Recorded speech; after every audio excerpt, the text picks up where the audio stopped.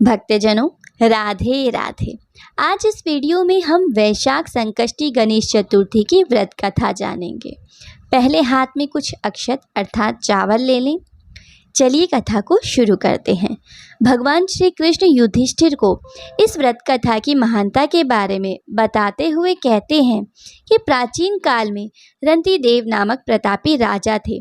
राजा की मित्रता यम, कुबेर और इंद्रादि देवों से थी। उनके ही राज्य में धर्मकेतु नामक ज्ञानी ब्राह्मण रहते थे। उनकी दो पत्नियां थीं, एक सुशीला और दूसरी चंचला। सुशीला कोई ना कोई व्रत करती रहती थी, जिससे उसका शरीर दुर्बल हो गया। वहीं चंचला कोई व्रत नहीं करती थी और भरपेट भोजन करती थी।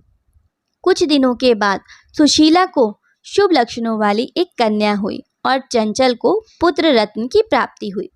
कन्या की शुभता देखकर चंचला सुशीला को ताना देने लगी।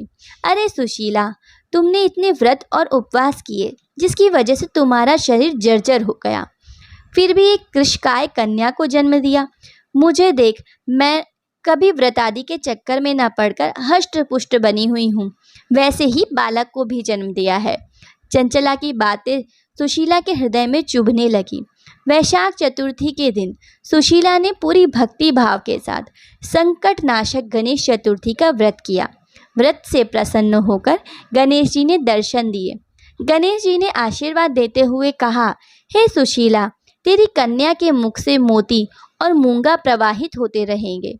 तुझे वेद शास्त्र वेता एक पुत्र होगा। वरदान देने के बाद भगवान श्री गणेश अंतर ध्यान हो गए। वरदान के बाद कन्या के मुख से मोती और मूंगा झरने लगे और कुछ दिनों के बाद एक पुत्र की प्राप्ति भी हुई।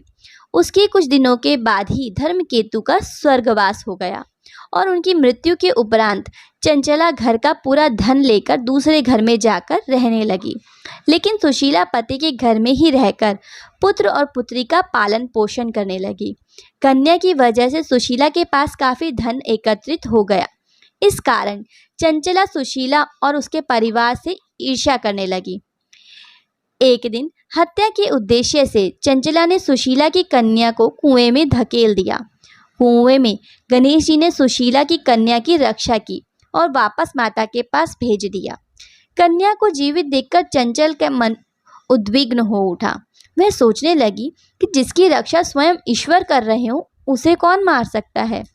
इधर सुशीला अपनी पुत्री को पुनः प्राप्त कर प्रसन्न हो गई और भगवान श्री गणेश को धन्यवाद दिया। चंचला सुशीला की कन्या के चरणों में नतमस्तक हो गई और अपने किए की माफ़ी मांगने लगी। चंचला ने सुशीला से कहा कि सुशीला, तुम बहुत दयावान हो। जिसकी रक्षा स्वयं भगवान करते हो, उसका मनुष्य क्या बिगाड़ सकता है। इसके बाद चंचला ने भी वैशाख मास के कृष्ण पक्ष की चतुर्थी तिथि का व्रत किया। गणेश जी की कृपा से दोनों परिवारों के बीच सब सही हो गया। जिस पर भगवान श्री गणेश की कृपा होती है, उसके शत्रु भी मित्र बन जाते हैं। भगवान श्री गणेश ने जिस प्रकार सुशीला की मदद की, उसी तरह वे सभी की मदद करें। जय गणेश भगवान।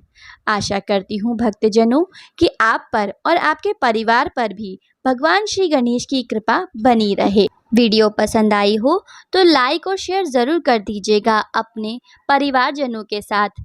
चैनल पर नए हैं तो सब्सक्राइब कर दीजिएगा, ताकि आने वाले व्रत और त्यौहार की जानकारी आपको पहले से ही प्राप्त हो सके। मिलते हैं अगली वीडियो में, तब तक के लिए राधे राधे।